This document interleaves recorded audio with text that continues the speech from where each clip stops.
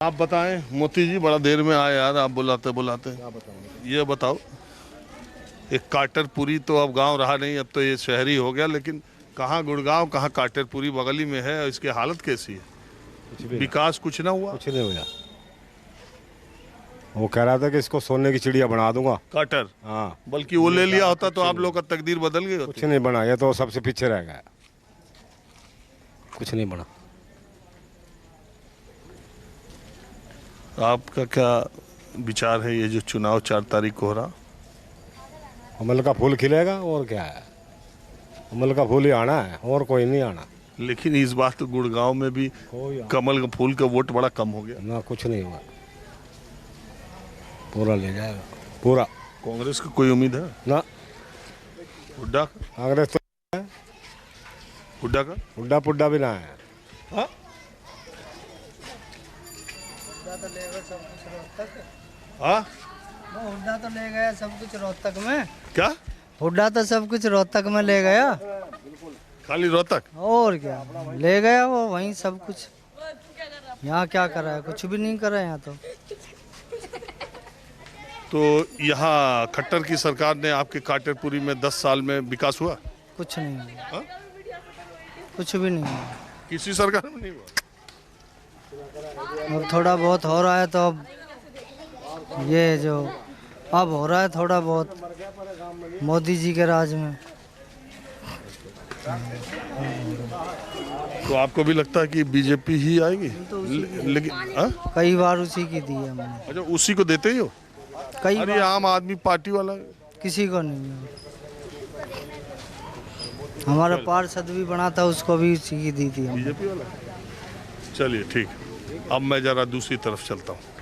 अब मैं गुरुग्राम के दूसरे गांव चोमा में आ गया हूँ।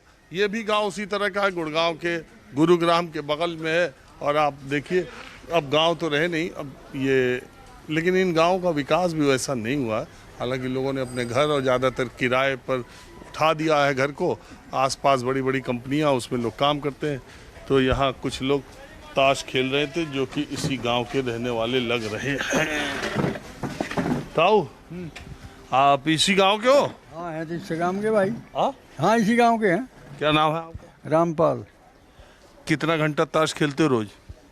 3 से 4 घंटा अपना टाइम पास करने के लिए। शाम के टाइम 4 से 6-7 बजे तक खेलते हैं। अच्छा, आपका खेत एक्वायर हो गया हुआ खेत? नहीं, हाँ। एक बार नहीं हुआ हमारा। अभी है आप पे? हाँ, कितना? 14 एकड़। 14 एकड़? तो यहाँ तो 14 एकड़ का दाम बहुत हो गया होगा। यहाँ पे नहीं है ना, हाँ। महेंद्रगढ़ डिस्ट्रिक्ट में है। और यहाँ जो था वो तो पहले काफ़ी पहले चला गया यहाँ से। एक्वायर हो गया? हाँ उससे मिले पैसे से आपने महेंद्रगढ़ में? हाँ हाँ बिल्कुल। हाँ, महेंद्रगढ़ ज़मीन खरीदी इसके पैसे से। अब तो यहाँ किसी किसान की कोई जमीन बची नहीं होगी? नहीं, किसी की नहीं बची। घर घर बचे? घर बचे हुए हैं सर। अच्छा, और आपकी उम्र कितनी है? उम्र 76 साल है। आपने खेती बाड़ी ही की या नौकरी भी की है? ना खेती बाड़ी की है, नौकरी नहीं करी। अब क्या करते हैं?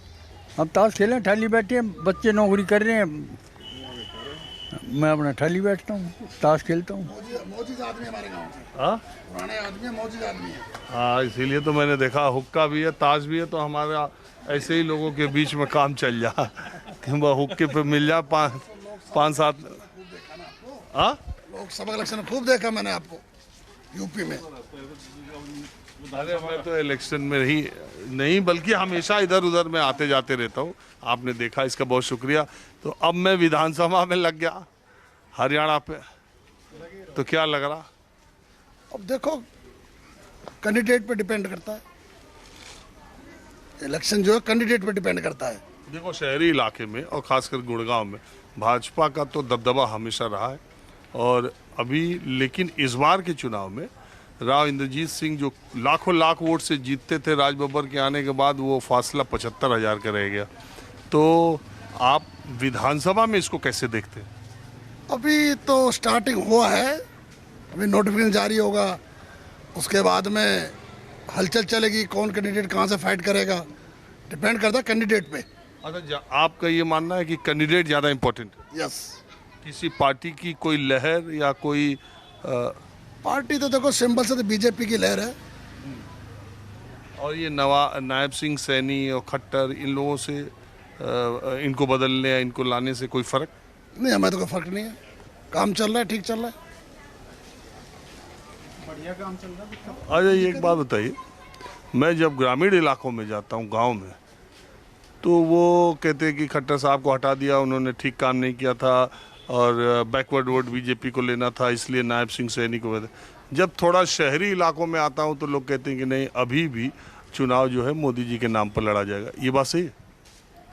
कुछ सही भी है, कुछ ठीक भी है, गलत भी है।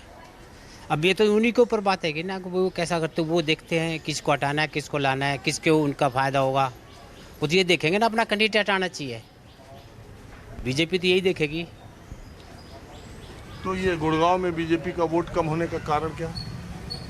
अब ये तो वही बताएंगे, उनको पता नहीं है भाई क्या कारण है।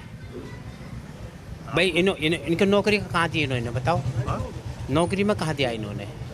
जो गवर्नमेंट नौकरी है वो कहाँ निकाली इन्होंने, बताओ? कहीं करा है? अच्छा, आप कह रहे हैं बेरोजगारी? और क्या, वही है बेरोजगारी का ही। हरियाणा के चुनाव का सबसे बड़ा मुद्दा क्या है? भाई मुद्दा तो क्या बताएं, सब कुछ बराबर सही है हमारे लिए तो कोई। चौधर किसको मिलेगी? चेंज करने का मतलब यही था। 5 लोकसभा जीते हैं, 5 ही जीते हैं, 50-50 हो गया। बादशाहपुर विधानसभा से बीजेपी कैंडिडेट लगभग 1,20,000 जीते हैं, मगर विधानसभा में ये हालात नहीं रहने। यहाँ खट्टर को जो चेंज किया है, किसान आंदोलन था, जाट आरक्षण था, जाट मुद्दा ये था, जाटों की चौधरी जहाँ हम रहे, जो अब आज के हालात में बीजेपी के टाइम में पॉसिबल नहीं है। नायब सिंह सैनी को इसलिए बनाया कि भाई अदर बैकवर्ड क्लास जुड़ सके हमसे, यही कारण। और तो क्या होता है, बाकी कैंडिडेट यहाँ कोई भी आओ टक्कर होगी। और स्पष्ट बहुमत के हालात में मुझे लग नहीं रही कोई सी पार्टी, ना कांग्रेस ना बीजेपी। अगर इनेलो और जजपा 5-7 सीट लेगी तो किंग मेकर वो होंगे। और ये आम आदमी पार्टी का कोई? आम आदमी मुश्किल से कोई, ये अपने यहाँ तो है नहीं, अपने यहाँ तो है नहीं। अब गुड़गांव लोकसभा में तो कोई कैंडिडेट मुझे ऐसा लग नहीं रहा। कैंडिडेट आएंगे अब जो फाइट कर सके ऐसा कोई नहीं है। अच्छा, एक बात बताइए, जो बात आप कह रहे थे, मेरे देखने में इधर 5 वर्षों में, हालांकि पिछली बार हरियाणा में तो 10 सीटें दुष्यंत चौटाला को मिल गई थी, लेकिन मैं जो अब चुनाव देख रहा हूँ उसमें ज़्यादा आमने सामने की टक्कर होती है, तीसरी शक्ति पे बहुत ज़्यादा। आपको लगता है हरियाणा में तीसरी पावर भी कुछ रहेगी? बिल्कुल नहीं रहेगी, पर जो उनका अपना हल्का क्षेत्र है वहाँ तो वो फाइट करेंगे। ऑल ओवर इंडिया हरियाणा आप देखें तो फाइट नहीं कर रहे हैं, मगर सिरसा, हिसार, भिवानी क्षेत्र में उनका ऐसी बात नहीं है, अब वो सीट लेंगे। अगर पूरे हरियाणा में 5 सीट भी वो लेंगे तो फिर हालात दोनों पार्टियों को डगमगा जाएंगे। अच्छा, इतनी क्लोज फाइट आप मान? फाइट है। हमारे यहाँ से 9 विधानसभा हैं गुड़गांव लोकसभा में, 9 में से 5 में हम बीजेपी हार रही है, वो सॉरी 4 में, 1 में 6,000 से जीत रही है। तो 6,000 क्या मायना रखते हो आप? अगर कोई स्ट्रॉन्ग कैंडिडेट आ गया जिसका सामाजिक स्टेटस ठीक है तो बाजी मार देगा। अच्छा, एक बात बताइए, ये हरियाणा में जो 5-5 सीटें लोकसभा की आई, वो खट्टर सरकार के कामकाज के नतीजे की वजह से आई या केंद्र सरकार के और अग्निवीर योजना, बेरोजगारी, संविधान, ये जो बातें कह रहे थे विपक्ष? सबसे बड़ा चौधर का कारण रहा हरियाणा में किसान आंदोलन का जो फाइट थी, सोनीपत, झज्जर, रोहतक, भिवानी, हांसी, हिसार, बटाना इलाका, वो कांग्रेस को जाना था। दीपेंद्र हुड्डा का गढ़ है, भूपेंद्र हुड्डा का गढ़ है। अपने यहाँ से था लोकल में, यहाँ बीजेपी का मार थी। अब पर यहाँ भी बीजेपी को कितना नुकसान हुआ, जो आप खुद कह रहे थे, अगर जो हम 5-7 लाख वोटों से जीतेंगे की कैंडिडेट सोच रहे थे, वो मात्र 1 लाख पे आ गया, 75,000 पे आ गया। तो क्या था, हमारे खुद लोकसभा क्षेत्र में 4 सीटें जा रही हैं। जो ये कहते हैं बीजेपी का दक्षिणी हरियाणा गढ़ है, नहीं है। फरीदाबाद में इससे बल्कि स्ट्रॉन्ग रहा, गोरपाल गुजर बढ़िया रहा हमारे से। तो फाइट रहेगी, कड़ी फाइट रहेगी। और खट्टर सरकार के कामकाज को, खट्टर सरकार के कामकाज को आप लोकल में जाकर इंक्वायरी करो तो कुछ पता लगे। यहाँ शहरीकरण है, लोग बिल्कुल साधन संपन्न हैं, गुजारे हैं, इतने सरकार से कोई वास्ता नहीं पड़ता। कारपोरेशन से वास्ता पड़ता है, उसमें जो कारपोरेशन के काम है, जो लोकल कैंडिडेट हैं काउंसलर साहब हैं वो अब टाइम पर टेलीफोन पे अले वाला काम होते हैं। देखिए एक बात और भी है कि गुड़गांव, फरीदाबाद और ये दो दक्षिणी हरियाणा है, ये बीजेपी का बेल्ट माना जाता है और ख़ास करके गुड़गांव और फरीदाबाद तो बहुत मजबूत रहती है। लेकिन और पिछले 2 चुनाव में बीजेपी को बहुत समर्थन भी इस इलाके से मिला, ये इलाका, और उन्होंने पूरी कोशिश भी इस इलाके में की है। काम भी हुआ, कंट्री लेवल पे काम हुए, देश लेवल पे काम हुए, और पर्सनल लोगों के जो काम थे उनमें नहीं हो पाए। उसमें कांग्रेस है, उसमें लोगों के पर्सनल काम हो जाते हैं, इनर लो है, जज्बा है, इनमें काम हो जाते हैं। यहाँ भाजपा के टाइम में पर्सनल जो लोगों के काम थे ना, चाहे वो वर्कर थे, चाहे वो कोई कैंडिडेट नहीं कर पाए वो लोग, चाहे वो प्राइवेट सेक्टर में हो चाहे गवर्नमेंट सेक्टर में, कहीं भी नहीं कर पाए वो। ताऊ आप बताओ हाँ।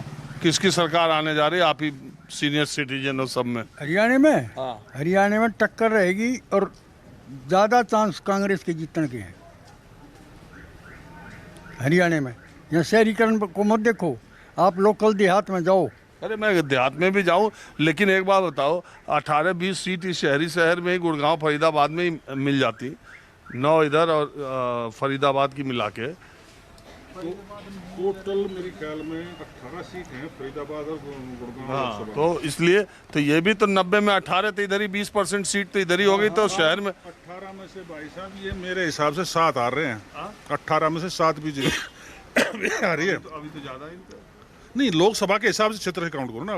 मेरे यहाँ 9 विधानसभा थी जिनमें 1 लोकसभा थी, उनमें से 4 आ रहे हैं, 4 आ रहे हैं उसमें से। पहले तो नहीं आ रहे थे, पहले नहीं आ रहे थे, इस बार आ रहे हैं। इस बार मेवात की 3 सीट गई, सोहना से मातर राव इंद्रजीत 6000 वोटों जीत रहा है। उसको आपके सूरत में देखते हो, देख लो, जो अपने आप को इतना बड़ा कैंडिडेट मानता है। हाँ तो आप ये बताओ, मैं ऐसी बात नहीं, मैं गांव में ज़्यादा रहूं, लेकिन जहां सीटें रहे वहां की भी तो चर्चा हुई। हरियाणा से बाहर थोड़ी नहीं, 20% सीटें तो इसी 2 में है, तो यहाँ के लोगों की राय लेनी पड़ी। आपको ऐसा क्यों रहता है कि शहरी इलाकों में छोड़ के गांव इलाकों में कांग्रेस का? जहाँ लोकल देहात में आप जाओगे, रोहतक, सोनीपत, झज्जर, हिसार साइड में इधर जाओगे तो वहाँ बीजेपी का वजूद नहीं है। विधानसभा में, लोकसभा में था, विधानसभा में नहीं है। क्या वजह क्या है? मेरे को क्या पता है, लोगों की अपनी अपनी राय है। कैंडिडेट भी देखते हैं, फिर जाति समीकरण भी होता है, कई कारण होते हैं उनके जीतने के हारने के। जिसका कैंडिडेट ठोस होगा वो जीतेगा। कैंडिडेट की बोलिए। पिछली बार के इलेक्शन में